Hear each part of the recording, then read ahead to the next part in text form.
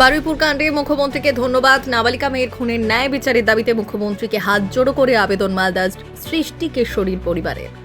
2.5 বছর ধরে মেয়ের ন্যায় বিচারের জন্য আদালতে আদালতে ঘুরে বেড়াচ্ছে, এখনো বিচার পায়নি। শুধু তারিখের পর তারিখ পড়ছে। মুখ্যমন্ত্রীর উদ্দেশ্যে হাত জোড়ো করে অনুরোধ মালদার নিহত 11 বছরের কিশোরী সৃষ্টি কেশরীর বাবার।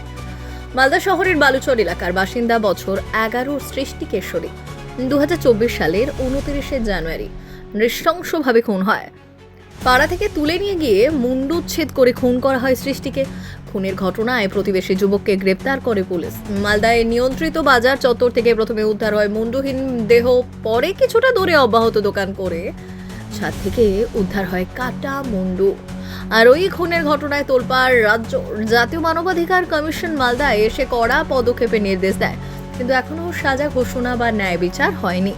ঘটনার পর থেকে কার্যত শয্যাশায়ী সৃষ্টির মা। এই পরিস্থিতিতে বারুইপুরের ঘটনার পর মেয়ের খুনিকে সর্বোচ্চ শাস্তির জন্য আজ মুখ্যমন্ত্রীর উদ্দেশ্যে হাত জোড়ো করে অনুরোধ জানিয়েছেন সৃষ্টির পরিবার। সংবাদটি নিবেদন করছেন স্বস্তিলোক উৎসব ভবন, গঙ্গারামপুর, দক্ষিণ দিনাজপুর।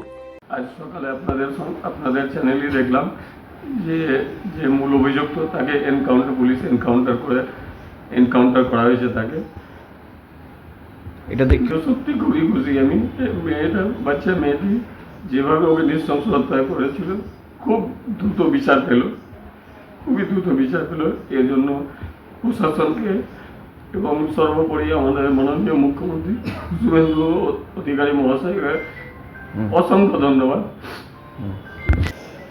আজ সকালে আপনাদের নিউজে দেখলাম আমাদের মুখ্যমন্ত্রী মাননীয় শুভেন্দু অধিকারী মহাশয় যেটা বলেছিলেন যে উনি এই ঘটনার দ্রুত ন্যায় বিচার করে দিবেন এবং একটা ক্যাপিটাল পানিশমেন্ট উনি দুষ্কৃতীদেরকে দেবেন, সেটা উনি করে দেখালেন।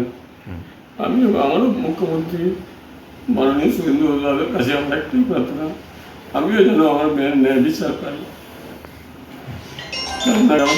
বারুইপুরের ঘটনাটা যেমন আমাদের মুখ্যমন্ত্রী মাননীয় শুভেন্দু অধিকারী মহাশয় বলেছিলেন যে এই ঘটনার দ্রুত বিচার হবে এবং একটি ক্যাপিটাল পানিশমেন্ট হবে, সেটা উনি করে দেখালেন।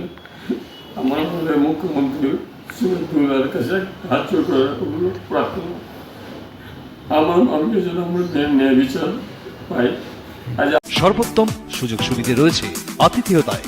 সুপরিচিত স্বস্তিলোক উৎসব ভবন অতিথিদের যে কোনো অনুষ্ঠানের জন্য উপযুক্ত ওয়ান স্টপ ডেস্টিনেশন। আমরা আপনার বিশেষ অনুষ্ঠানটিকে অবিস্মরণীয় করে তুলি।